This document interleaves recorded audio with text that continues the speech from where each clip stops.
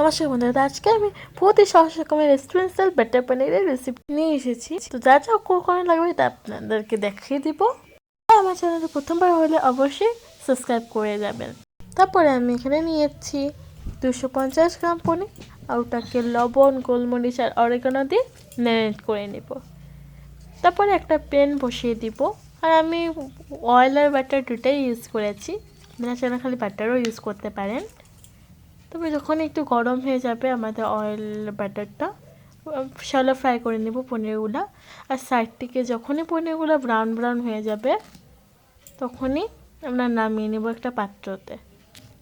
আমার ভিডিওগুলো ভালো লাগলে অবশ্যই একটা লাইক করবেন। তো সেম তেলেই তেল চেঞ্জ করব না, আমরা যেগুলো গরম মশলা দিয়ে খেয়েছিলাম ওগুলো দিয়ে দিব, আর 1 গ্লাস জল দিব, আর 3টা লাফলি চপ করা টমেটো দিয়ে দিব, আর ধনেপাতা যেটা স্টিম আর রুট থাকে ওটা দিয়ে দিব, আদা দিব, আগের থেকে ভিজানো কাজু দিয়ে দিব, ওটা তেজপাতা দিয়ে দিব, আর ওটাকে 5-10 মিনিট বয়েল করতে রেখে দিব। আর বয়েল যখন হয়ে যাবে আমি এটাকে নামিয়ে ঠান্ডা করতে লাগবে। তারপরে মিক্সি জারে পেস্ট করে এটাকে ভালো মতন স্ট্রেন করে নেবেন। স্ট্রেন করাটা কিন্তু বহুতই ইম্পর্টেন্ট, না হলে আমাদের গ্রেভিটা কিন্তু বহুতই রাফ হবে, স্মুথ হবে না। স্ট্রেন করে নিলে আমার স্ট্রাকচারটা কমে আছে।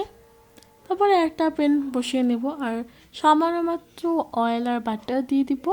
তারপরে আদা কুচি, গোলমরিচ আর দারচিনি দিয়ে দিব। আগের থেকে তৈরি করে রাখা আমাদের পেস্টটা দিয়ে দিচ্ছি। তারপরে 1 চামচ দিব হলো কাশ্মীরি রেড মির্চ, আর চাইলে 1 চামচ চিনিও দিতে পারেন। আপনাদের স্বাদ অনুযায়ী লবণ দিয়ে দিবেন, আর 5-10 মিনিট বয়েল করতে রেখে দিব। আর যখনই বয়েল হয়ে যাবে, টকবক করবে, তখনই রোস্টেড কসুরি মেথি দিয়ে দিব। আর কসুরি মেথি না থাকলে ধনে পাতাও দিতে পারেন, আমি দুটোই দিয়েছি। তারপরে আগের থেকে ভেজে রাখা পনিরগুলো দিয়ে দেবো, একটু নেড়ে চেলে জিরা পাউডার আর স্বাদ অনুযায়ী ঝাল দিয়ে দেবো, মানে লঙ্কা দিয়ে দিব। তারপর আবার একটু নেড়ে নেব। তারপর আবার 5-10 মিনিট ঢেকে বয়েল করতে দিব, আর যখনই টকবক হয়ে যাবে তাকে বন্ধ করে দিব। আর 1-2বার নেড়েই তাকে সার্ভ করব পোলাওর সাথে। আর একটা লেবু না হলে মজাই লাগে না, হ্যাঁ না? আর আপনারা চাইলে তাকে নান, রুটি, পরোটা যেটাই সাথে চান মজাই লাগবে খেতে। এটা ভালো কথা হলো, ওটার ভিডিও কিন্তু কালকেই আসছে দুপুরবেলা, দেখতে ভুলবেন না। প্লিজ একটা লাইক করবেন। Thank you for watching.